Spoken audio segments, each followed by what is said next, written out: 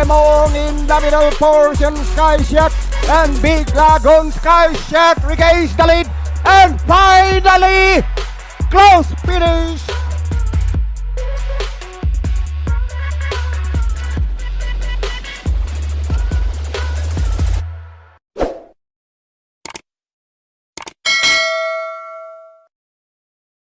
Good day bayang karerista, welcome back sa ating channel dito sa Career sa Pinas. Muli tayong magbibigay ng ating mga kursunada, tips at analysis para naman sa magaganap na karera ngayong araw naman ng Sabado, July 18, 2026. Dito pa din sa racetrack ng Philippine Jockey Club sa Padre Garcia, Batangas. Magsisimula ang mga karera ng alas 3 ng hapon. Meron tayong 7 karera na paglalabanan sa distansyang 1400 meters. The usual, meron tayong isang set ng winner take all, isang set ng pick 6, isang set ng pick 5, isang set ng pick 4 at syempre nandiyan yung mga paborito nating exotics. Ayan, ngayong Sabado nga kakarga yung carry over natin para sa ating pick 6 amounting to 1,256,493.06. Pero yung lineup natin ngayong Sabado may kanipisan at sa unang tingin parang yamado. Pero syempre, di pa din tayo makakasiguro dyan, lalo na pag may mga ganitong carry over.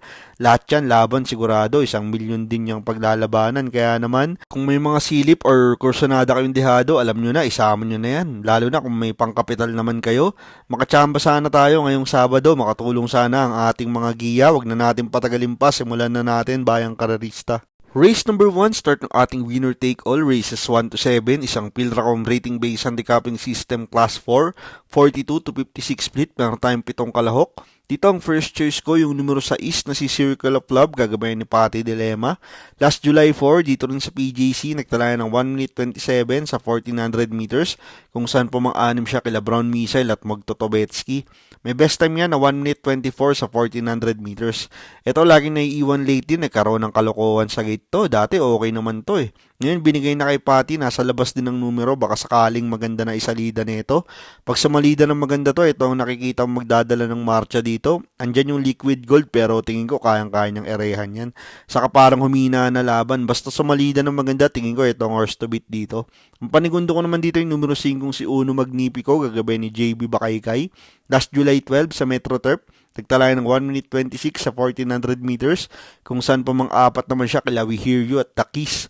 May best time naman niya na 1 minute 25 dito sa 1400 meters sa PJC.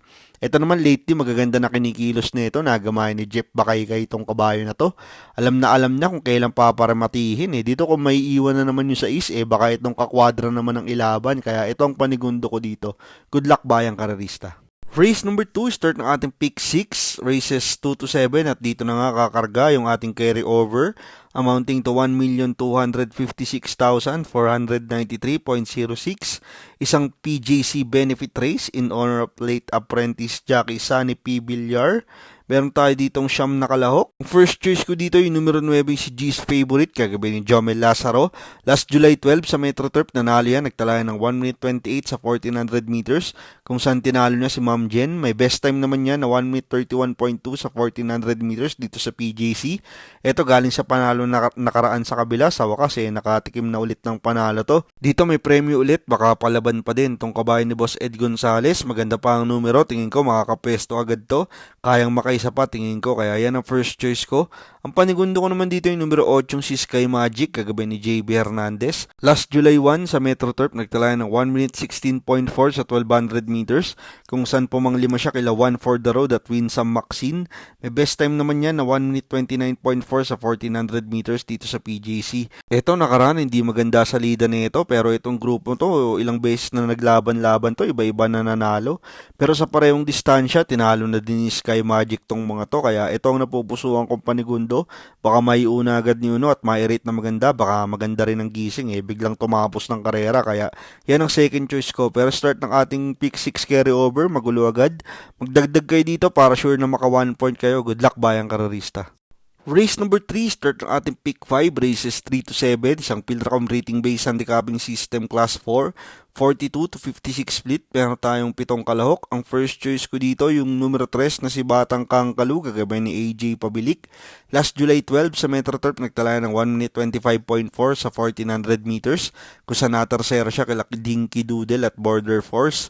May best time naman niya na 1 minute 26.2 sa 1400 meters dito sa PJC. Ito maganda yung tinakbo nito last 2 runs, isang panalo, isang tersera. Noong nakaraan, ang lakas ng sugod dito pero malakas yung nalabanan. Dito parang mas magumanda ang laban niya. Kukunti pa ang kabayo, baka sakaling makapwesto agad, pwedeng makaraos ulit to. Ang panigundo ko naman dito yung numero 7 si Queen Ella, kagabay ni Patty Dilema. Last July 3, dito rin sa PJC, nagtala naman niya na 1 minute 14.4 sa 1200 meters, kung saan pumangwalo siya kila Galloping Ghost at Official Seal. May best time naman niya na 1 minute 27 sa 1400 meters. Ito, pahiya ngayon kay Patty. Lately, walang pinapakita to. Baka sakaling biglang maganda i-perform nito, maganda numero, nasa labas, baka sakaling lumundag na maganda makauna agad. Pag nauna to, tingin ko malaki ang tsansa nito, kaya ito ang second choice ko dito. Good luck, bayang karerista. Race number 4, start ng ating pick 4, races 4 to 7, isang Pilracom rating based handicapping system class 5, 17 to 41 split, meron tayong 7 kalahok. Dito ang first choice ko, yung numero 5 si Gavel, kagawin ni Tobruk Estorque. Last July 4, dito rin sa PJC, nagtala ng 1 minute 27.4 sa 1400 meters, kung saan nasegundo siya kay King Wash Fabcon. Ito, baka nagbatak lang nakaraan to, medyo matagal kasing napahinga. Ngayon, binalik na kay Tobruk. Gamay na tong kabahay na to. Palagay ko, malaki na ang panalo nito ngayon. Mukhang hindi din naman matuli ng pacing netong karera na to. Baka maipwesto niya agad to. Diyan ako. Ang panigundo ko naman dito yung numero 3 na si Spaghetting pababa, gagabay ni Jeff Sarate. Last July 10 sa Metro Turf, nagtala ng 1 minute 28 sa 1400 meters, kung saan nasegundo naman siya kay Shining Thunder. May best time naman niya na 1 minute 27.2 sa 1400 meters dito sa PJC. Ito binigay na kay Tagulaw nung nakaraan, nandun na to, kaso nakalayo yung dehandong Shining Thunder. Sa karerang to, malamang iuna na ni Jeff to, wag lang mapahirapan sa unahan. Tingin ko pwedeng tumapos to pag inuna to, kaya ito ang panigundo ko dito. Good luck, bayang karerista. Race number 5, last daily double plus 1, isang Pilracom rating based handicapping system class 5, 17 to 41 split, meron tayong 8 kalahok. Dito sisingilin ko na yung numero 2 na si Sky Story, kagabay ni Jeff Sarate. Last July 10 sa Metro Turf, nag-barrier yan, nagtala ng 1 minute 32 sa 1400 meters. May best time naman yan na 1 minute 29.6 sa 1400 meters dito sa PJC. Eto, mababa na sa laban to, parang sumagad na to. Lately, ilang beses nag-vicious to, pero baka na-correct na nila yung problema nito. Binigay pa kay Tagulo ngayon, kung wala namang problema to, para sa akin, mababa na to. Pwedeng ito na din ang magdala ng unahan dito. Lakasan na lang ng loob, sisingilin ko na to, numero 2, Sky Story. Good luck, bayang karerista. Race number 6, penultimate race, last daily double for the day. Isang Pilracom rating based handicapping system class 4, 42 to 56 split, meron tayong 7 kalahok. Dito sisingilin ko na ulit, numero 2, Miss Shani Storm, kagabay ni John Alvin Guse. Last July 12 sa Metro Turf, nagtala ng 1 minute 40.4 sa 1600 meters, kung saan pumangpito siya kala Ace of Diamond at Baobab. Ito, magaling yung first official run nito sa kabila. Milya Carrera, nakapaglutsahan kay Ace of Diamonds to. At talagang pinahirapan niya sa Ace of Diamonds. Parang last 300 meters na lang siya iniwan Ace of Diamonds Considering na first official run niya yun, mainam yung tinakbo nito.